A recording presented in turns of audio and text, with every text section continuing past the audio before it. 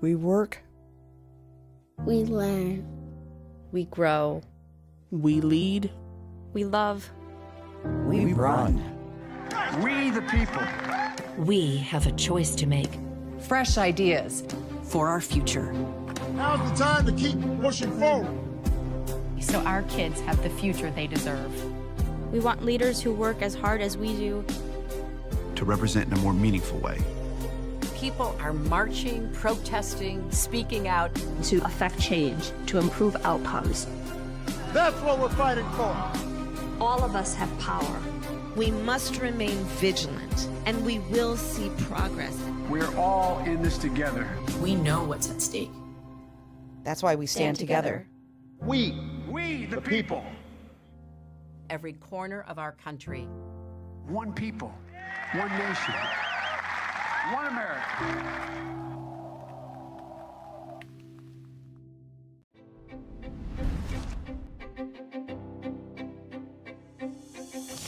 Change only happens when ordinary people get involved. Our best days are still ahead. You will determine the outcome of this election. We are fighting for the future. I accept your nomination to be President of the United States. We are America, second to none, and we own the finish line. It's all on the line. Are you ready? We march. We fight. We run. She's standing up to them and fighting for us. We have a choice to make.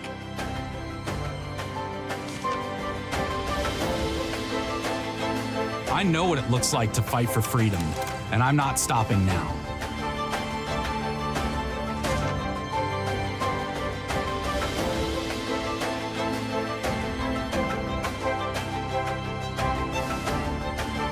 Now's the time to chart a new way forward.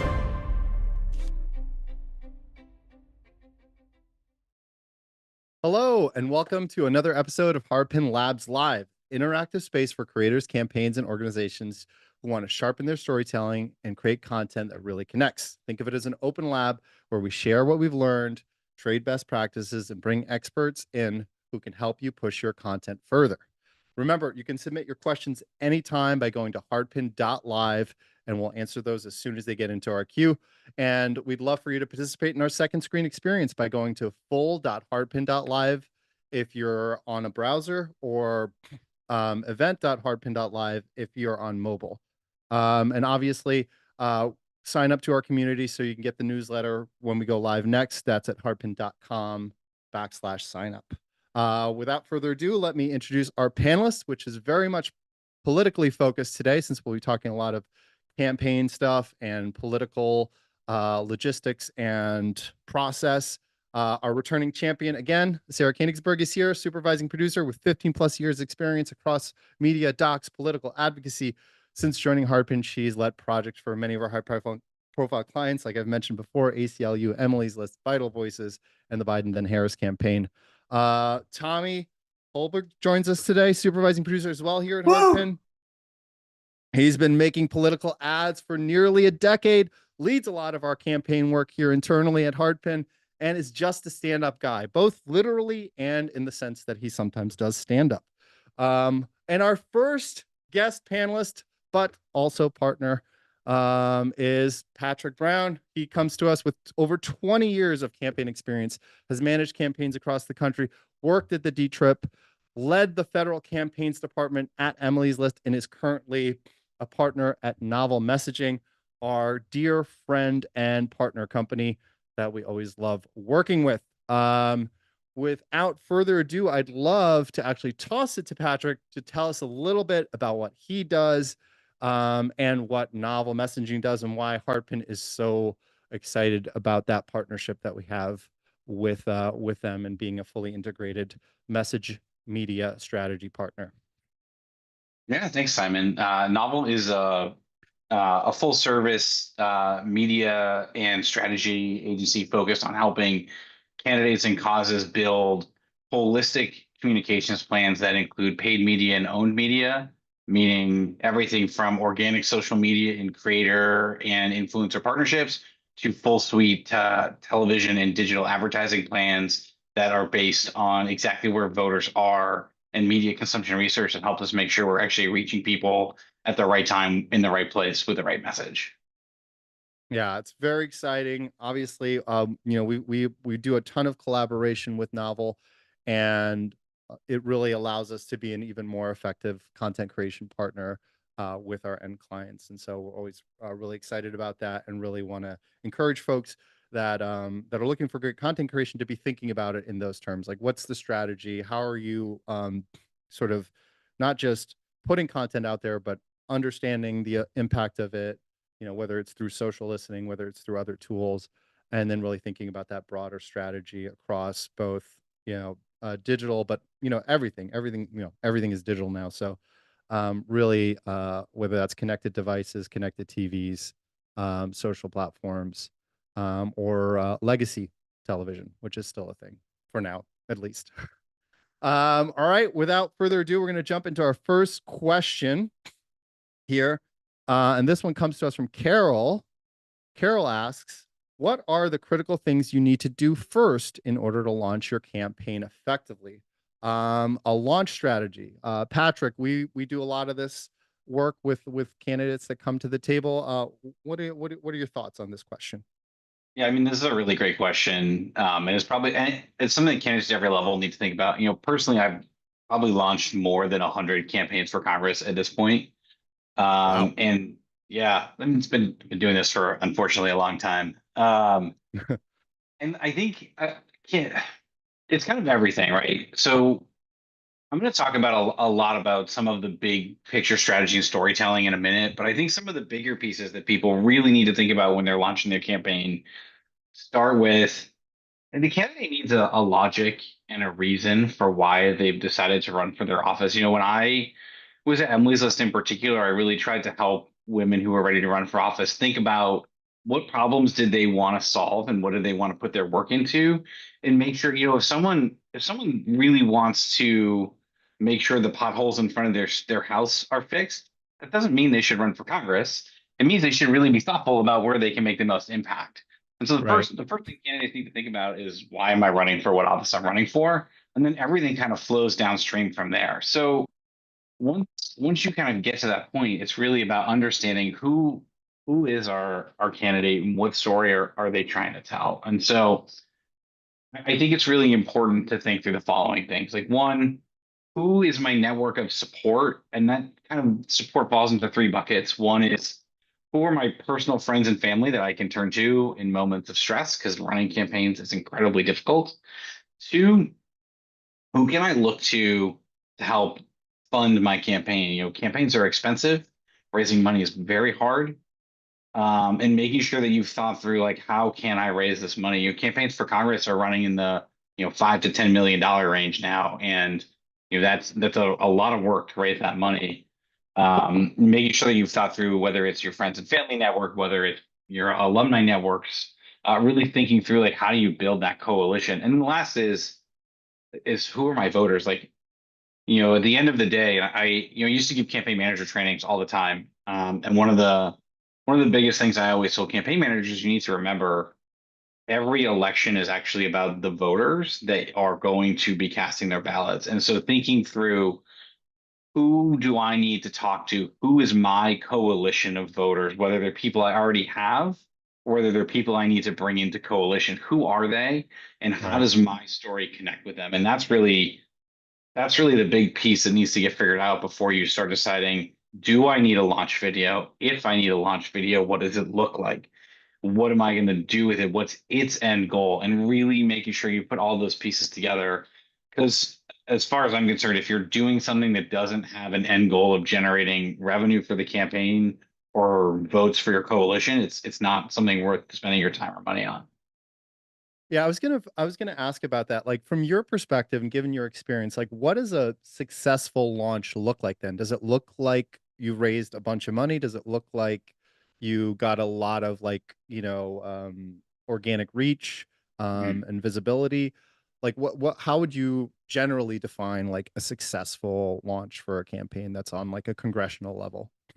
I don't think I have a great answer for you, Simon, because it really the truth is it really depends. But one of the things that we've really focused on this year at Novel is helping our candidates leverage every tool available to them to tell their story and connect with more folks, both for the purpose of reach and also fundraising. What's I think something that's become more interesting for launches is if you're a campaign that's able to invest in launch video, taking some of that budget and investing also in creator partnerships or building organic creator partnerships to make sure you're both lifting yourself up and building long-term organic social followings, and that you're generating new potential donors for your campaign to let you raise money to fund the whole thing. Right, totally. And that's interesting too, because it makes me think about the experience we had last year at the Democratic National Convention, where Novel was obviously like really involved with a lot of the creator partnerships that were really new to that space and really brought a lot of like sort of new ways of drawing attention to the convention and to what was happening there. And I thought that was like super interesting and something that we got to sort of interact with a little with the work we were doing on the convention side as well. Sarah, any thoughts to add here? I'll just throw out a plug that it's not if, but it is definitely you want a launch video. That's a critical part of launching a successful campaign. I'll just plug that as obviously for Hardpin, that is what we do, is make ads. So we will definitely say that that is critical and should not be something that someone wavers of whether they should do or not. And also another critical thing is that digital and media plan as well, since that is also part of what we do. So yeah, I just wanted to throw out that is a critical. As I slide some money across the virtual table and say thank you to Sarah for the plug.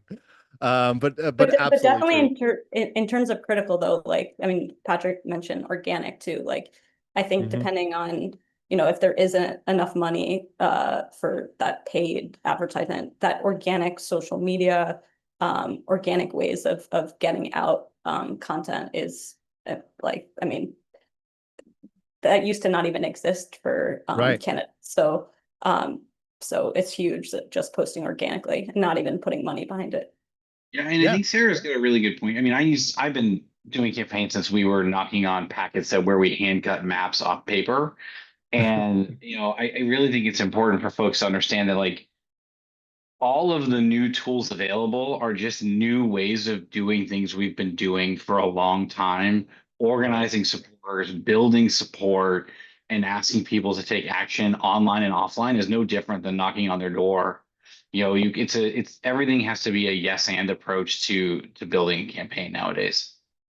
Yeah, totally. And I think it's the thing, and we obviously evangelize this a lot here at Hardpin. It is amazing what the tools that exist now, even just your camera that is on your phone, and what you're capable of doing with that is like really high quality, right? If you understand how to use it effectively, if you have somebody that has an expertise in those spaces that can give you some guidance, there's a lot you can do. And then obviously you can sort of ladder up from that with a production partner like Hardpin, or with somebody who has either a creator or some kind of digital background that you can work with, and that content really can be really effective and really look good, right? Like there's always this association, I think, that like, oh, if you do it sort of UGC style, it has to be like dirty and quick.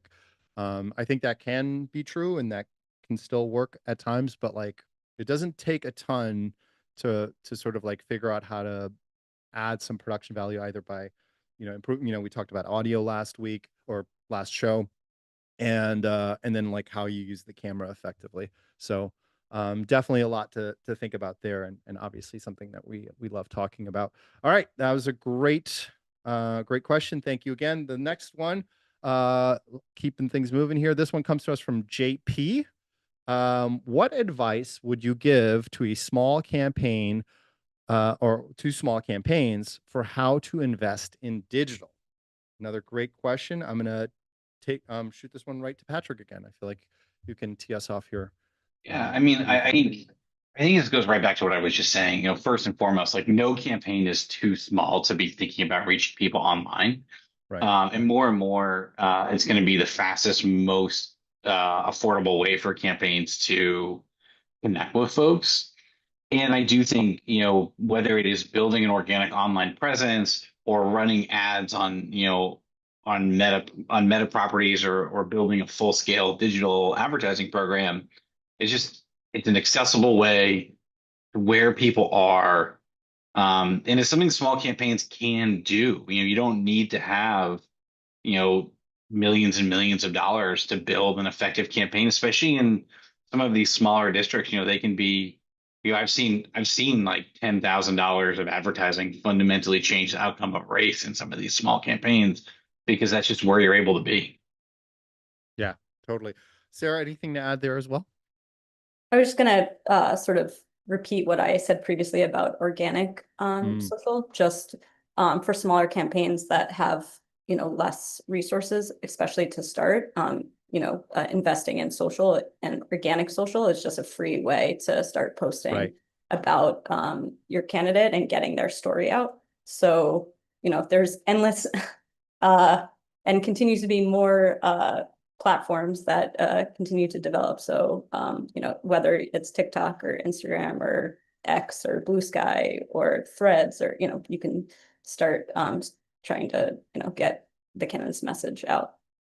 Yeah, no, totally. And it's interesting to me because I think part of this too is the way, sort of the digital space exists right now. If you don't necessarily have the money at the beginning, you do potentially have the time, right? And you can do a lot. You can create a lot of content, and that can have an incredible amount of reach. And so it really is worth investing the time early to figure out how you want to connect digitally and sort of begin to sort of build momentum that way and reach voters as much as possible. And then obviously as you get money, as you fundraise, then you can do more things with that content as well.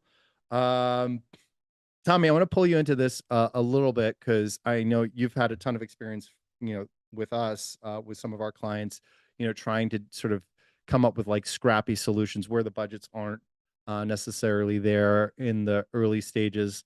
How do you think about that from a standpoint of like investment? Like, do you feel like there's a lot you can do before necessarily, you have to start thinking about like waiting to get the fundraising going before you can really come up with some good solutions? Or is it, is your experience that, there's I think so. We remain on the forefront of it. I think that if you have a message and something to say, you can connect like a TikToker connects, speaking directly to camera, or really whatever is authentic to you, whatever feels right, you can pretty much do from your phone. You can certainly make a high polished broadcast TV ad, but you can deliver that same message pretty effectively and pretty cheaply. From the phone.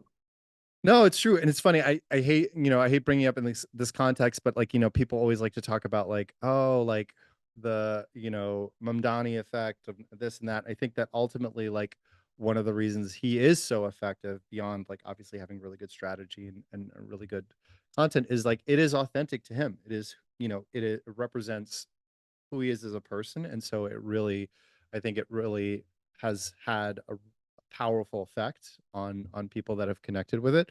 And a lot of that has to do with it being authentic to who he is as a candidate, who he's as a person, and how he's able to then sort of reach people through that content. And I think this isn't a fully formed thought, but it's sort of a good barometer for if a candidate knows what they want to say and are going to be successful if they're able to put out cheap content right at the beginning.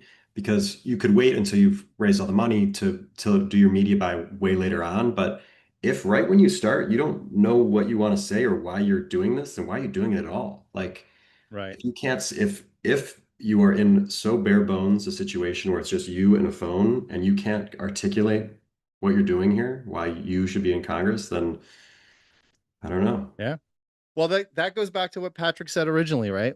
When thinking about launching a campaign, you really got to know why you're doing it, and have feel really strong in that, feel really grounded in that. So I think that's absolutely true. All right, well, let's keep it moving.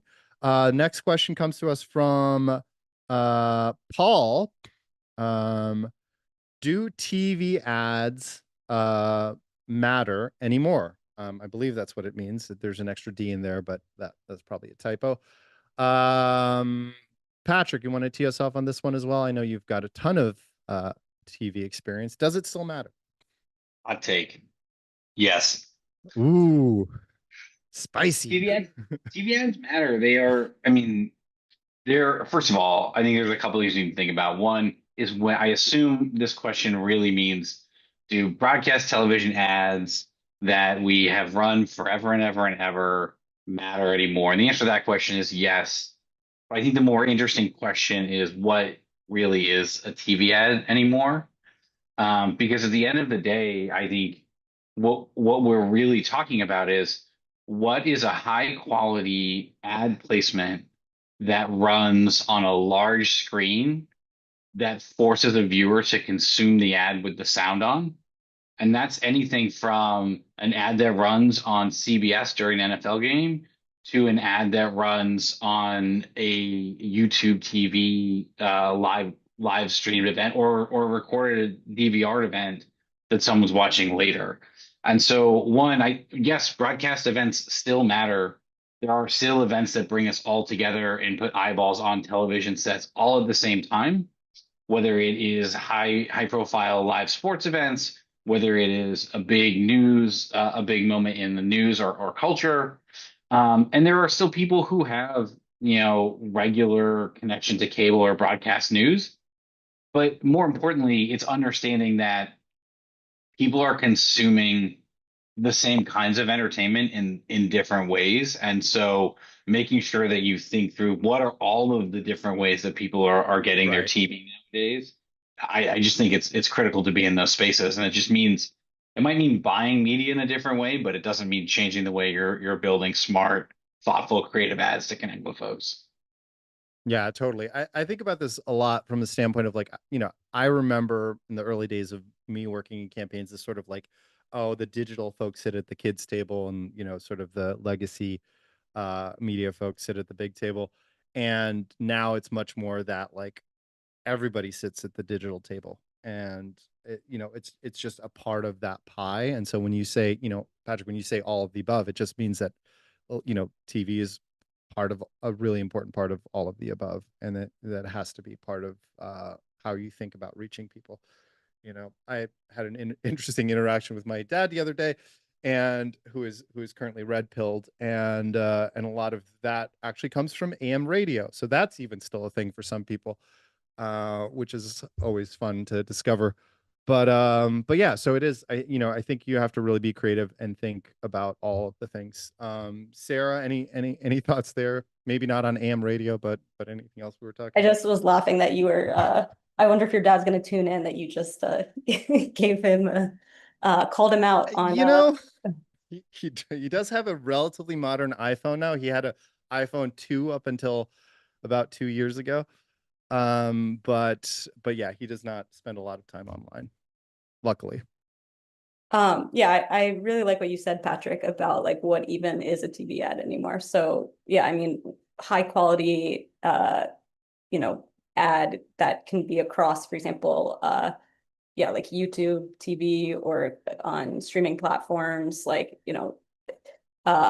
basically that's what Novel launched for, in order to bring. There were firms that were only doing broadcast ads, and you guys at Novel are really streamlining.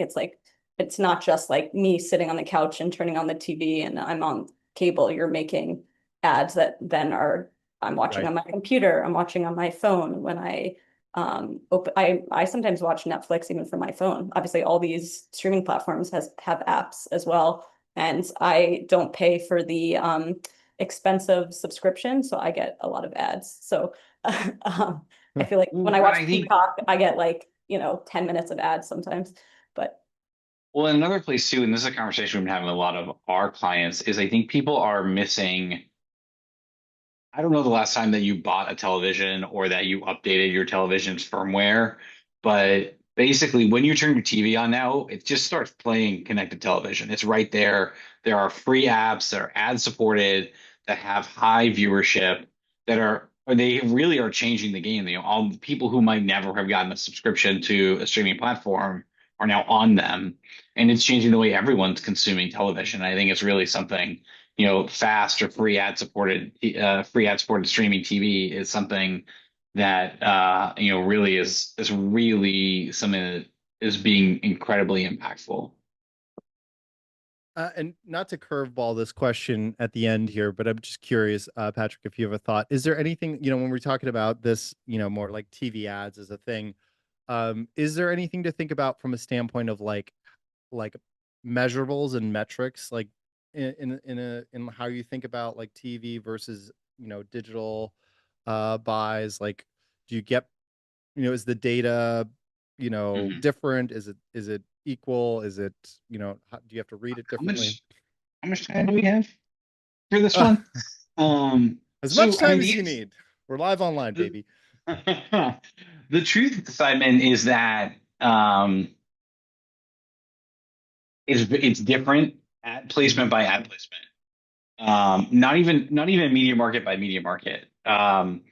Because different people in different places consume entertainment and information differently. And I will say, Rachel, our other partner over at Novel, has heard me say this a million times because she knows I'm obsessed with it. But we were having we were, you know, we were prepping some information for like one of our candidates in a big statewide race, and there are two media markets that are right next to each other. And in one media market, you know, all this information is available, and we use all of it to build our media plans, I should say, before I dive into this. But in one media market, 25% of people got their information from broadcast and cable, and 25% of people got their information exclusively from streaming, and then the other 50% got it from both sources. Those are pretty typical numbers. We see those, they vary a little bit here and there. In the media market immediately next door, 48% of people still, or 46% of people still gotten their information exclusively from broadcast television. Like a mind-numbingly large number of people. And so if we just went in and said, okay, statewide, we're just going to do the same media plan everywhere, adjusting for budget, because we'd miss all those people on broadcast in that market because we were trying to reach them someplace that they aren't. But I just want to take it down one more level. In the same state at a later time, we were taking a look at some legislative districts, and in that media market where 46% of people get their information from broadcast, in just the target, if we just looked at the targeted legislative districts, it was 30%. So it's still higher, but it's not 45%. So that's why it's so critical to start every ad placement with some thoughtful research and like reflection on who are we trying to reach. They actually get their information. I mean, you can make some baseline assumptions, like I mentioned, like 25, 25, 50 is a reasonable assumption, but it very much varies market to market, race to race, demographic to demographic. And, you know, one demographic in a media market, you know, like in Philadelphia, is not the same as the same demographic in like the Detroit media market. They're going to be different. And so you really need to spend some time digging into that before you make any plans or spend any money. Yeah. And this, honestly, this is a great articulation of why, you know, I guess almost 2 years ago now, we sort of started really wanting to build this, you know, partnership and build Novel, because you really do. You have to have strategy behind the content creation to really effectively reach the people you need to reach. And it's become so essential now more than ever before, but really because the sort of media environment is so dispersed and people consume media so differently wherever you go. Cool. Before we get to our next question, I just want to remind folks, if you're tuned in and you want to still submit a question, you can absolutely do that. You can scan that QR code right below here, or you can go to hardpin.live and submit a question there. We'll try to get to it. Obviously, folks that are participating in the second screen experience can vote those questions up and down. The more we build an audience, the more we hope we can begin to really leverage that and really get to the questions that people want us to answer most pressingly. But for now, we're going to keep things moving and get to our next question. This one comes to us from Michael. Should campaign videos be vertical or horizontal or both? Any best practices to think about here?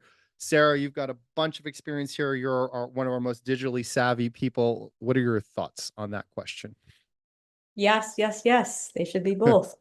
And yeah, and they also, of course, there's sometimes that we are just resizing and reformatting. So we might just do a 16:9 like full frame video, and then we might resize it for vertical. And then there's other times that we're making something different for vertical, whether it's clipping and making shorter, more social, like first clips, while the horizontal one is maybe for YouTube or it's longer form, and we're having shorter clips on other platforms like Instagram and TikTok, and then somebody can watch the full video on a different platform. Or it's even, there's a place to, of course, that you're creating different content for different platforms. So vertical platforms are generally, right, Instagram, TikTok, YouTube Shorts, like you want to sort of cater to those platforms in a different way as well. So that's why we're not just slapping like a broadcast ad and just throwing it on Instagram. So yeah. And sometimes, of course, I'm not saying you shouldn't as well. I'm all for just post a lot of content, of course, but you also want to think natively on the different platforms too. For sure. I would say, and vertical also includes stories now as well. Sorry. And even TikTok has stories as well. They all have copied each other. I would say too, like it's actually one of my favorite parts about our engaged collaboration is that, I think we're all pretty aligned on how to present the content. And instead of like Sarah said, coming up with one concept and then bringing it down, like we're really I think it's really critical that people, and this is how we've all been approaching it, people need to think about every version that something might take a start, like all the way down to the scripting phase, where when you're scripting something, you need to think, is this actually going to work in a vertical frame? Is this going to work in a small container and a big container? And if you don't think about it at the scripting phase, you won't think about it at the shooting phase. And if you don't think about it at the shooting phase, you'll be starting over later when you need a vertical video. And so I think it's like so critical that campaigns and production teams think about every container, every iteration from the beginning, and more prioritize small and vertical container as part of that process. I mean, we just were in a production meeting yesterday where all we talked about was, can this whole thing be done in a vertical frame? Right.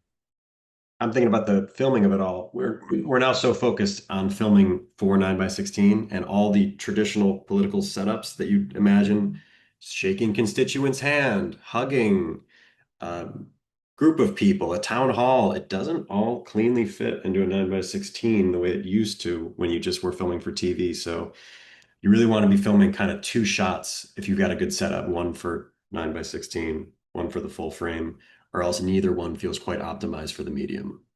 Related to that, Tommy, I don't think that it's something that is, even if it's horizontal and shot 16:9, that doesn't necessarily mean it's going to translate onto this, right? Like when you're shooting when you're thinking about small frame production, like you need to make sure that you think about every way someone might interact with it, and like what plays really well, like big sweeping views on a large television screen don't always convey quite the same way in a more intimate setting where someone's really focused eyes in on their phone in particular. I should have thought of that, but I never have.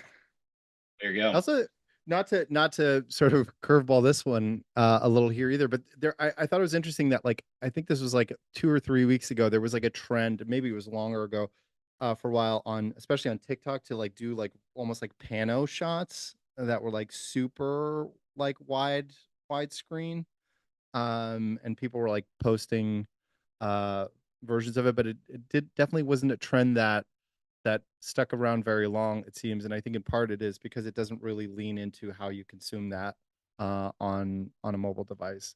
So I think it's always that when we're talking about here, it's like, how is it being consumed? And so thinking about that, and then thinking about like what versioning can look like when you do need to version, And when you're optimizing and leaning in, like, what does that, what does that look like? I'll give one, it came to mind just because I'm looking at Patrick's background with the Obama poster there.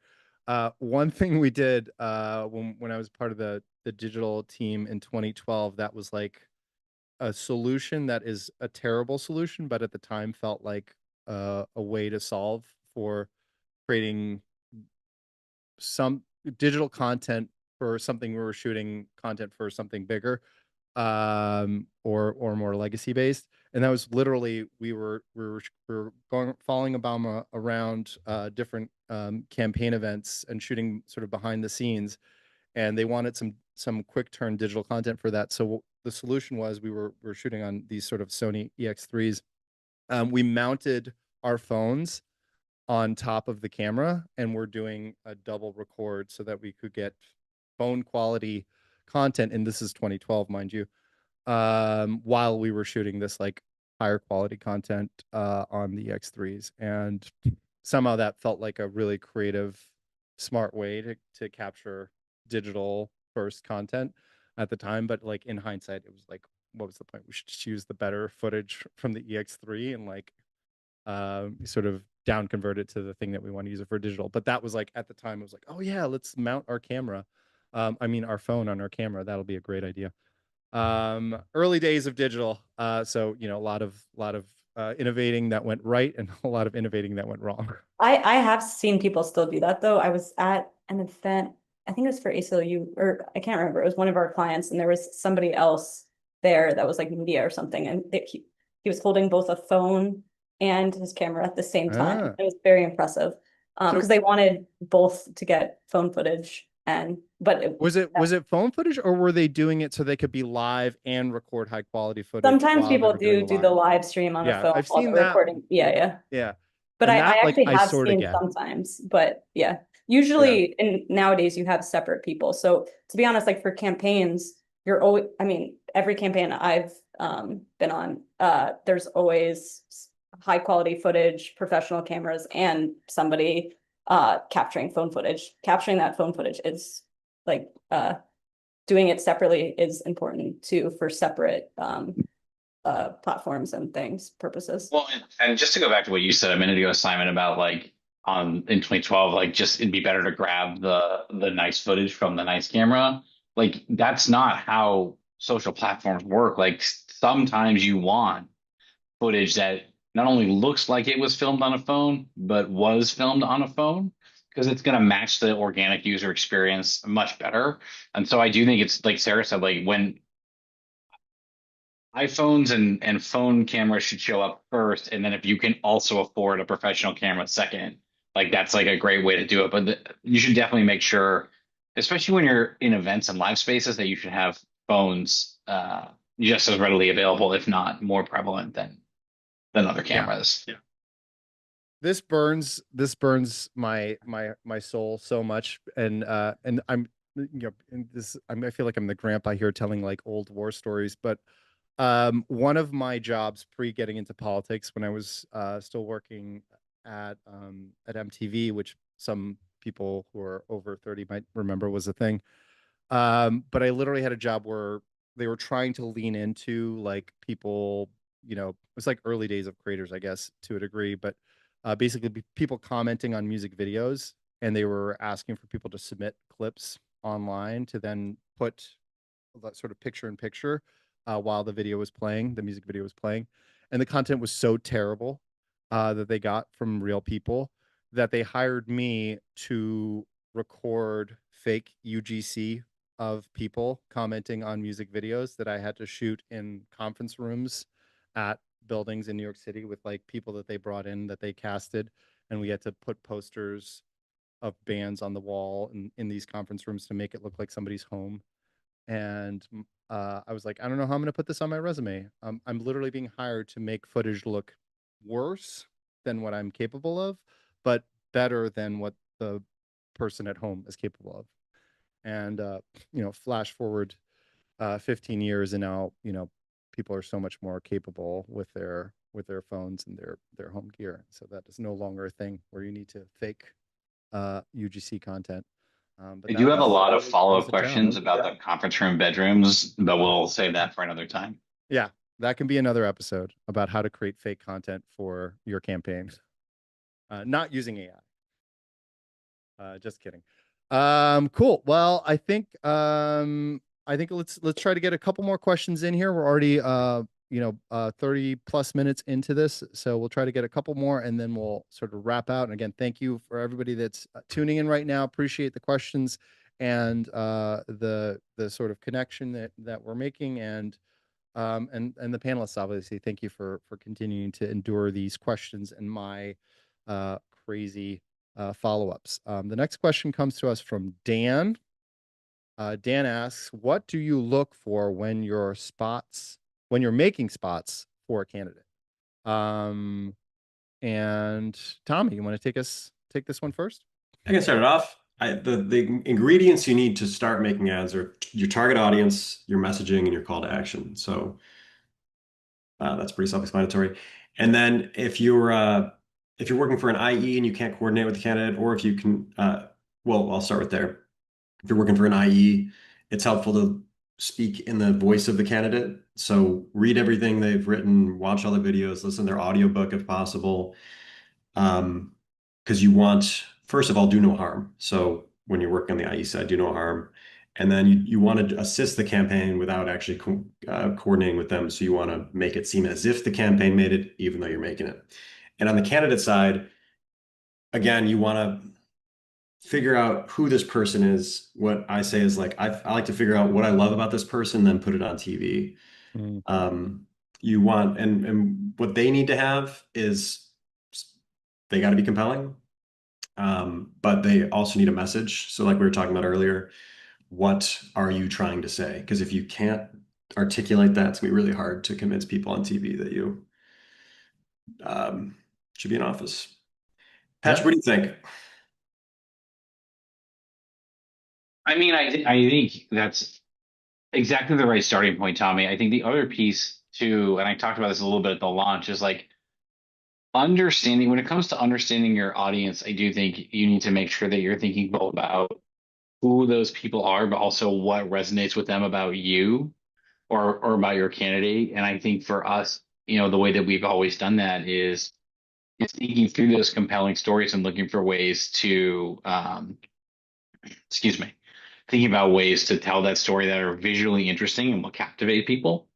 And I think one of the things I've always liked about collaborating with you all is that we're not looking to do that through tricks. We're looking to do that through compelling storytelling and bringing people in and bringing them along for the ride. Yeah, no, totally. Sarah, anything to add to that? I just think it was good Tommy differentiated between, right, if you're coordinated with a client versus not coordinated, because I know I've probably done more coordinated spots, and Tommy has done coordinated as well, but has done a lot of not coordinated.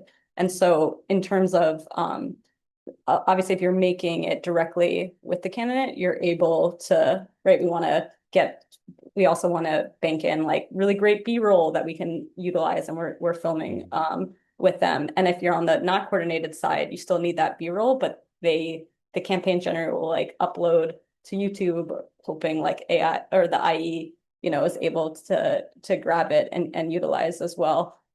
Both sides still want to have like archival and things. So if you're coordinated, you can get it directly from the candidate. But anyway, just in terms of, there's certain footage that you want that to continue making spots for them as well. I got one more point on this, that I like to make the ad that I want to see as a viewer. Hopefully I land in the target audience that we're talking about, but it's like if you're creating an ad for like the general audience and you're like, the masses will get this, I guess, but you don't like it yourself, it's like, who are you making it for? I liken it to, I guess, Patrick, I do come from a comedy background.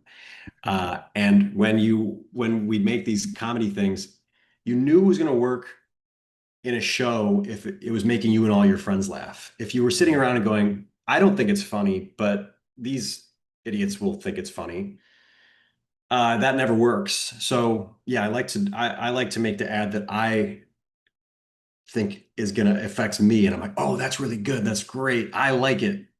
That's why I love this candidate. Let's put it on TV. Yeah. And one anecdote to share on the sort of coordinated, non-coordinated side.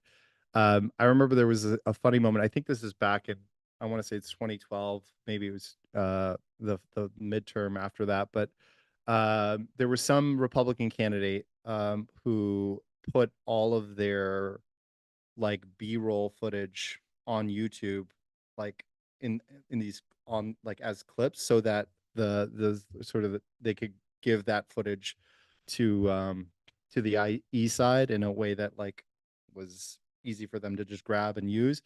And it was like the first time somebody had done it that way, and like the internet went crazy, just like taking the clips and like making their own ads with it. I forget who that was. It was either somebody in Texas or somebody in Florida. But You it was might be like, referring to Ted Cruz in 16. was it Ted Cruz? Was it Ted Cruz in 16? He was sort of one of the first waves of people who got burned by putting all the footage up. Now everyone, but people made fun of it. But it was so not, yeah, it was like so new and novel at the time that I remember just like being amazed at how quickly the internet sort of ran with it and sort of made, and obviously with Ted Cruz, he's an easy mark, so people are definitely like ready to go after that as a thing. Okay, let's do one more question, and I think we can start wrapping this up. I feel like we've been going for a while, and I want to actually end on this question because I think it's a good tease for one of our upcoming episodes in November.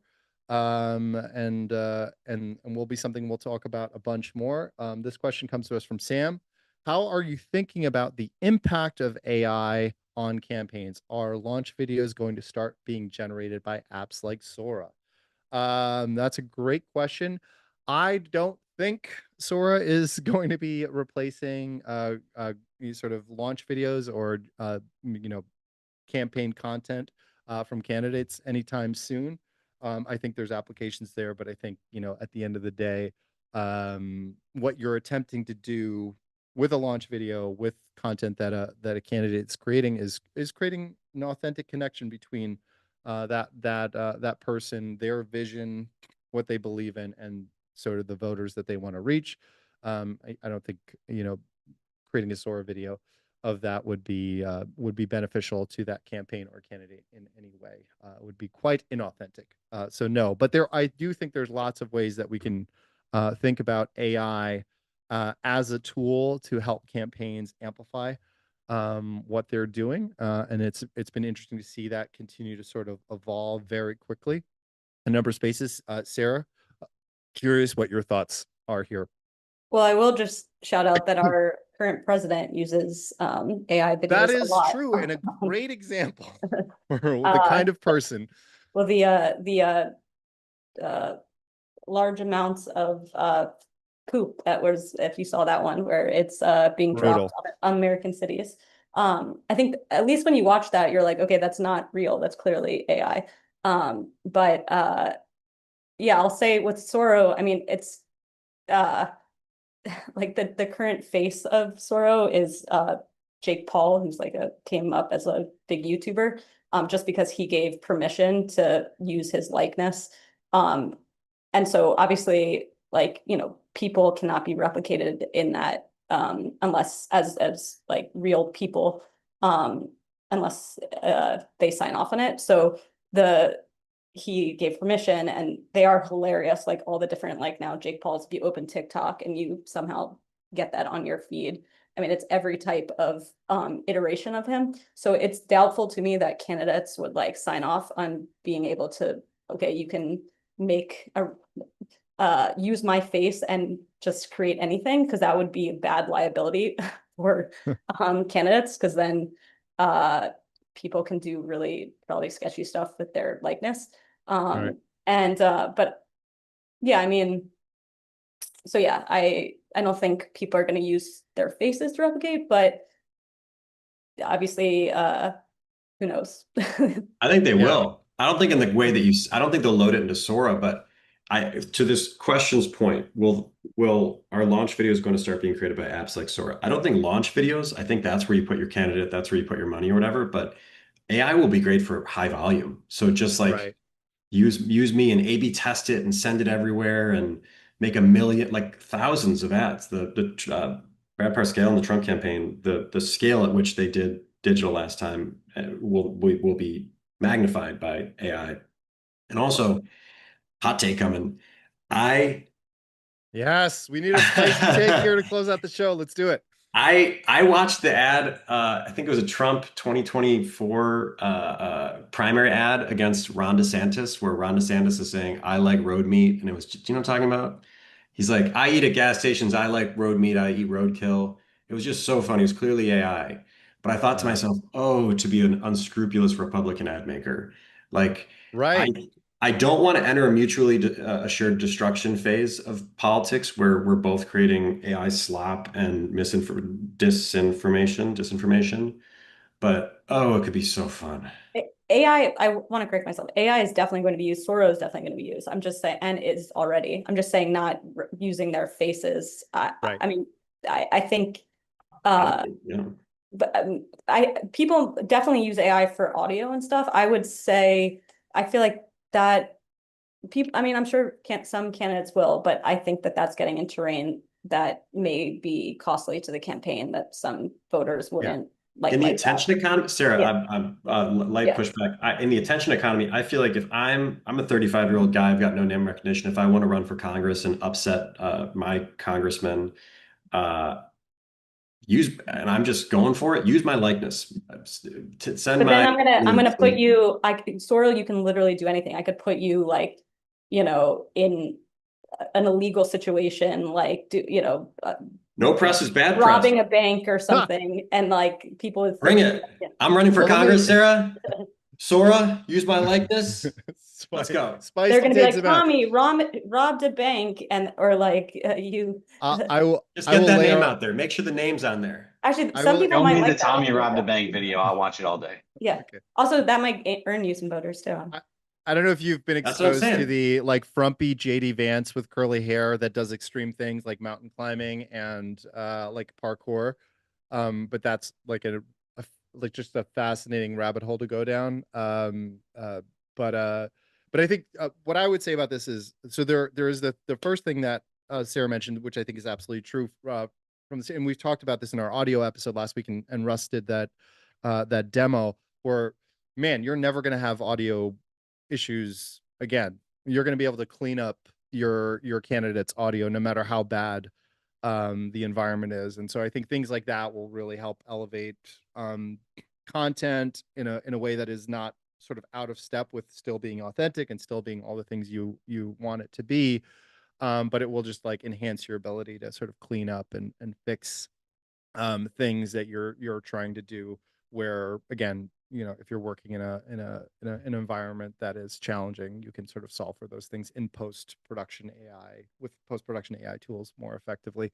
I think where I see AI, to you guys' point about like sort of the opposition stuff, like I remember like the part of the team that I was a part of in 2012 for the Obama campaign that was focused on like oppo work, like putting out the content about Mitt Romney. I was like, he kept his dog, strapped to his roof of his car. He hates animals. Like, and like there were people on our team that were really good at doing that. And I think the people on those teams that are big enough or running big enough campaigns that have those kinds of operators, like there's going to be a lot of experimenting that happens with AI in those spaces about sort of like doing the negative light stuff, or sort of amplifying or satirizing sort of whatever the negative the negatives of the opposing people are, and it'll be interesting to see how that develops. And then obviously the deep fake stuff, we'll see how that begins to potentially impact some campaigns, because that, like, you can have somebody just like create something crazy, put it out there, say it's real, and there isn't like a necessarily great process in place right now for how you sort of both disprove that it's not real and then sort of like spread that information about the misinformation. And it'll be interesting to see in like those last few days before voting starts, like how much of that begins to happen. It's like, this isn't an exact thing, but it's like the sort of like, people eating cats thing. like not true, but like it sort of takes on a life of its own. And with SOAR and stuff like that, it is crazy to think like what will sort of catch fire that is just somebody messing around, and maybe not even intentionally. They're just like sort of making fun of something, and somebody else takes it seriously, puts it on some message board, and it catches fire. The last thing I'll say, just to plug a future episode, one of the ways that I really think is like really interesting and exciting, and it speaks to something that Tommy just said about like just creating more and more content so you can sort of effectively break through as much as possible with these algorithms. And that is like, leaning into AI when it comes to sort of clipping and distributing more, a higher volume of content. We're going to have the folks from Opus Clip on in an episode in November. And they're doing some like really, their tool is really powerful when it comes to taking longer form content and really clipping that down and distributing that and optimizing it and versioning it across social platforms. And what you're capable of there now compared to even, one campaign cycle back is wild. And I think candidates and campaigns that are that first understand the kind of content they need to create to take advantage of those tools, and then take advantage of those tools are going to have a real advantage in certain places as far as being able to sort of like just push content that is sort of both paying attention to the algorithm, but also delivering a consistent sort of drip of campaign content that is ultimately going to reach a lot of people. So excited to talk with them about those tools, and also sort of continue to think about how we're sort of strategically thinking about incorporating them with some of our clients and some of our partnerships. So that'll be an interesting conversation. Any closing thoughts, guys, on this or generally about campaigns? Any sage advice here in the last few minutes we're on for anybody in running a campaign, starting a campaign, or thinking about running for office in the future? Patrick, I'll start with you. More people should run for office. It is more accessible than they realize. It is more important now than ever before that people step up and give us a chance to fight back and do big things. So that's my hot take. People should run for office. If people are thinking about it, they should do it. Entirely possible. You run. Come on, No. Patrick. Run. What's that? That was a great speech you just made. Run. We'll make I'm your really launch happy. I'm video. really happy with my council members, so I'm good. Sarah, thoughts? Or last closing thoughts, I should say. Yeah, I mean, good luck to those running for office. And I agree with what Patrick said about needing more people to run. And that's not just on a national level, like that's down ballot. It could be your school board. Yeah, it could totally. be, you want to start generally in your community. And those folks we've done school board ads as well. And yeah, again, it is more accessible than people think, because I don't know why I'm like thinking of him, but just because his sentence was just computed. But like, I'm like, if George Santos can win, like you can run for office and win. And I doubt he just made up stuff without AI, just about his own story. Right. He didn't need AI to It's amazing what you can accomplish story. when you lie about your life and have a lot of dark money to amplify those lies effectively.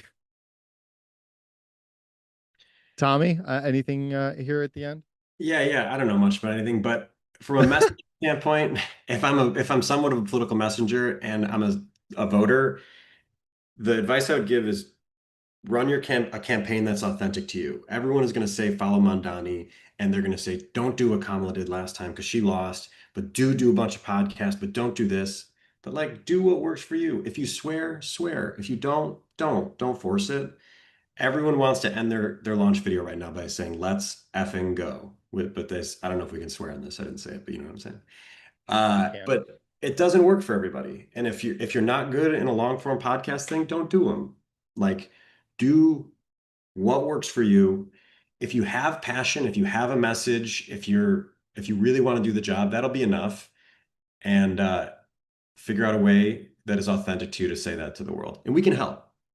Yeah, absolutely. And I think that's like the other thing to remember here, and I think is a good note to end on is there's it's so important to be authentic to who you are and have a real reason and feel grounded in that reason for running for something.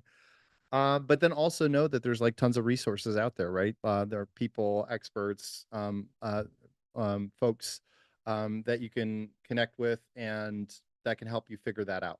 Any part of this out. Obviously, it's something that we do and enjoy doing, and Novel is an expert at doing. But yeah, there are resources out there. Go for it. I agree. I think we're in such a moment right now where it feels like um the Democratic brand, not to get too specific here, is like not super great, but like the personal brand that people bring to the table can carry a lot of weight. And if you're able to connect with the people you're trying to reach from a voter standpoint and speak honestly and authentically, I think that goes a long way. And then just go from there and do what you can do. And if you need help, tune into this show, and we can answer your questions in the future. And I'll give one last plug here before we close it out. In November, we've got 2 more shows coming down the pipe. One that's going to be really focused on sort of AI tools and applications in sort of the content creation space, but also that can be leveraged in the political space. And then we're putting together sort of a panel of experts when it comes to sort of strategy and messaging. Obviously, Patrick is our first foray in bringing in somebody with that expertise, but we've got some other folks. We're going to try and bring in our other partner at Novel, Rachel, which I'm really excited about. She has a wealth of knowledge that she can bring to this forum that I'm excited to plug into, and some other folks too that we're talking to that we're really excited about. So with that, thank you all again. Thank you to our panelists, Patrick, Sarah, Tommy. Appreciate it. I know this is very sort of fast and free moving, and we're sort of like jumping around, answering questions, playing it fast and loose, but trying to have fun and trying to provide good insights. I appreciate you guys being down for the ride here and sticking around for the full, I guess now, hour, which is our longest episode yet. Holy cow. And yeah, hopefully folks enjoyed it. Please, again, tune in 2 weeks. We'll be live again in November. And if you have questions, if you have thoughts about how we can continue to improve this show, don't hesitate to just submit those as questions at hardpin.live, and we'll make sure to take those into account and try to build something even more interesting the next time we go live. So thank you all. And with that, have a great rest of your day, and we'll talk more in the future. Bye, all.